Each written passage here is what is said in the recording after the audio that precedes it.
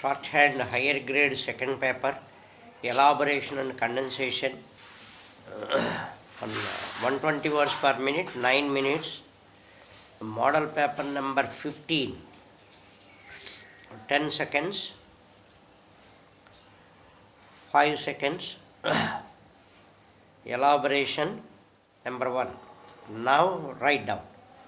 It is desirable that Chief Personnel Officer to the Visakhapatnam Steel Plant must be from Andhra Pradesh, empowered to recruit candidates to various posts carrying basic pay up to Rs 500, instead of confining to local employment exchange. The other exchanges functioning in the state should also be asked to sponsor candidates, as there are several unemployed graduates on their live roles. Draft a letter to the editor of a daily drawing the attention of the state government to this aspect. The selling price of milk supplied by the Dairy Development Corporation is not within the reach of all sections of society. Milk is an essential requirement for the health of people, especially children, who have to grow up as healthy citizens of the country, and hence it should be made available at a reasonable price or even at a subsidized price if possible. While giving the producer a fair price, the selling price can be maintained at a lower level if the overhead charges are reduced.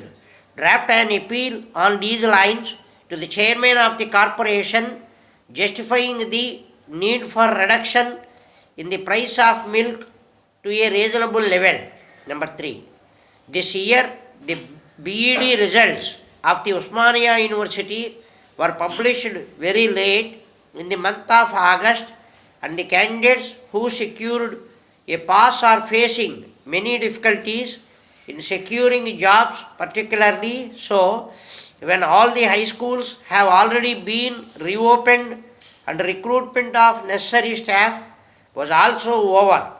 Consequently, they have to remain idle till next year, as one aggrieved draft a representation to the Vice Chancellor urging on him the necessity to arrange publication of results every year, at least before the end of June, so that successful candidates may have sufficient time for making their trials. Number 4. Distribution of kerosene in Twin Cities by retail dealers is unsatisfactory. It is supplied in tins to selected few, while others get only 2 liters depending on the will and pleasure of the dealer. Immediately on receipt of the stock, some dealers hoard a good portion of it, obviously for indulging in black marketing. A constant vigil by authorities is essential. Public are prepared to cooperate with the concerned authorities. Draft a letter on behalf of consumers of Old City to the Commissioner of Civil Supplies to regulate the kerosene supply in a fair and equitable manner. Number 5. There is a general fall in the moral and ethical standards of people. Some of the reasons for this are said to be economic poverty, lack of moral education, and the evil influence of mass media like cinemas, magazines, and novels upon the people. This is a contributory factor resulting in increase in crime rate. More punitive measures may not solve the problem.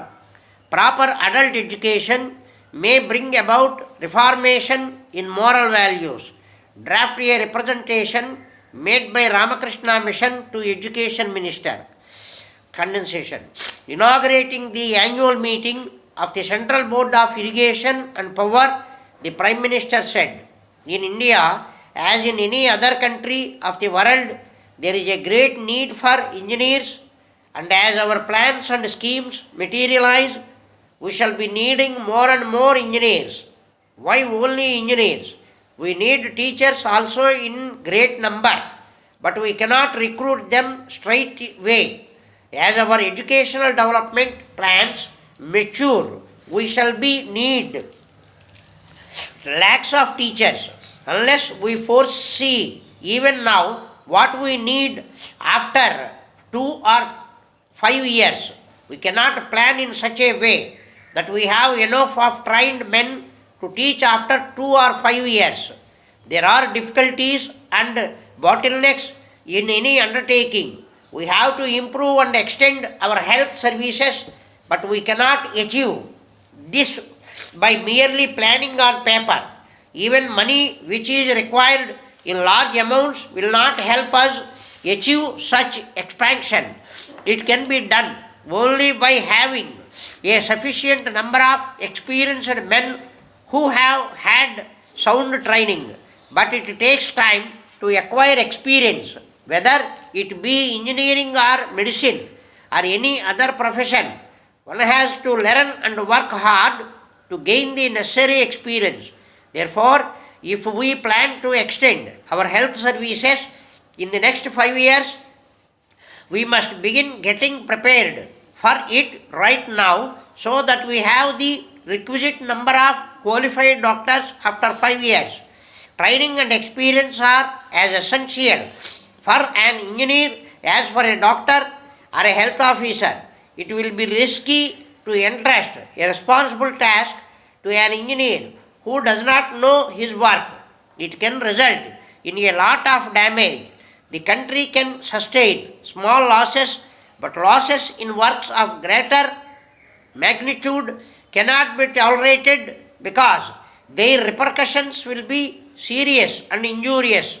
You know very well that if we undertake construction of a large dam somewhere, and if by some reason of neglect or inexperience the dam gives way at a future date, it will result in untold loss to the country. Not only will it be a great monetary loss, but it will also create misery and ruin. Therefore, in such works, it is not enough if we have men with mere academic degrees. We should have men with ripe experience who would not commit mistakes even inadvertently. Their eyes should even be vigilant and their hands ever ready to work. But it takes time to have such men, as proper and thorough training is needed. This leads us to the obvious conclusion that whatever be our plan, we must keep one fundamental point in view: how best to train and equip our men properly, be they engineers or doctors or teachers or members of any other important profession, so that we may have men with training and experience when we need their services. Though this applies to all fields, it is more essential in scientific and technical activities.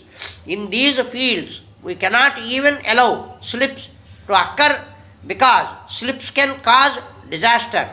And if we do not train our men properly, it means only two things: either the work will have to be entrusted to second or third rate men, or we shall have to depend upon the trained personnel of other countries. I agree, of course, that in India the number of engineers is smaller than our requirements, but even then the number is large enough. We should endeavor to increase their number and give them opportunities for better training. Our country has produced a good number of engineers of high caliber, and some of them have achieved international reputation.